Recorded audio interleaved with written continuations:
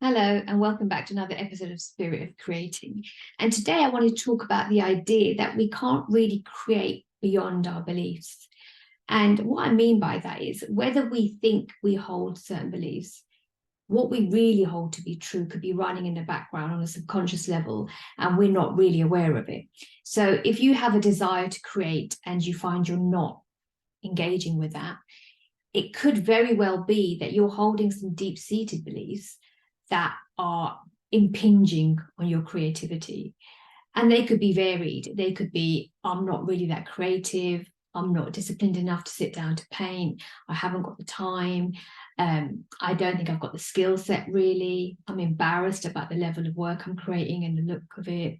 It could be anything, but it could be what is the driving force behind you not creating, and you might not be aware of it. So you might have the intention that, oh, I really want to start a creative practice and I want to draw, once a week at least.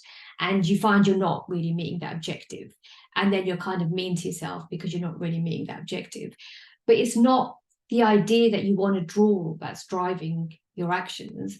It's something underneath that. There's a layer underneath that that's really the driver, and it's silent and it's invisible, and you don't really know that's being activated, and that's what you're really listening to.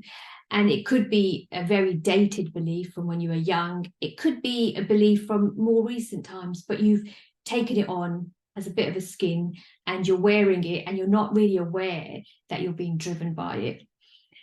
And when you're experiencing that, it's a great idea just to get a bit quiet and write down the thoughts that come through you when you're about to create.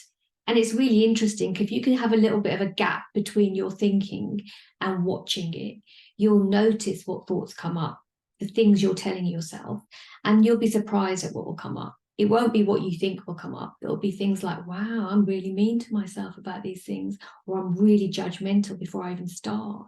Or you might get to putting pencil to paper, and as soon as you begin, you could have thoughts like, this is rubbish, this isn't going anywhere, or why do I even bother? I'm worse than I thought I was. Oh, I saw this person on Instagram, they've only been painting for 2 weeks and their work's phenomenal. This isn't really for me. And the disheartening feeling is enough to make you feel dejected and completely pull you out of the creative process. So you have to kind of become aware of these thoughts that you're harboring, because without knowing you've harbored them, you don't know you're being driven by them. The only way you can tell you're being driven by them is because your actions will reflect that. So if you want to create, or you want to be making art and you're not, or you're not doing it at the level you'd like to be doing it, guaranteed there are beliefs running through you that are making sure you are matching, your actions are matching them. They're the ultimate drivers at this point, and you'll know what they are by your creative output. And if you question them, if you go in and you see them and you witness them, then you have some power over changing them. Then you can say, well, this is not the way to motivate myself to create art. This isn't what you tell somebody when you're supporting them in their creative journey. This is where you would come in and you would support yourself with some grace and some compassion in the process. And then you will see your outcome would be different because it would be reflected from a different place. So if you find yourself with a creative desire and you find that your actions aren't matching that desire, then take some time out to observe your thoughts when you're about to create, when you are creating, and you will find thoughts that will match what your actions are, and they'll be reflected in your actions, and it'll become clear why you might not be creating. And it's no way or means of judging yourself at all.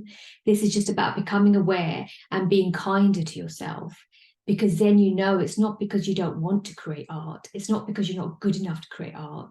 It's not because the skill set's not there. It's because some narration is running through your head, some commentary that isn't helping you to create, that isn't helping you and supporting you in this creative process. And you just take an example of a child, or you take an example of any venture you want to go into. And if you were to support somebody else in it, how would you speak to them? What would you say to them? What beliefs would they need to hear before they then had a go? And they're the kind of beliefs and thoughts and ideas you need to be supporting yourself with.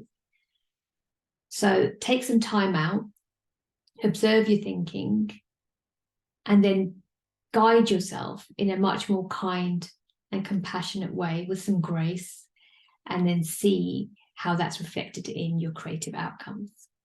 That's it for today, and I'll be back again next week with another episode.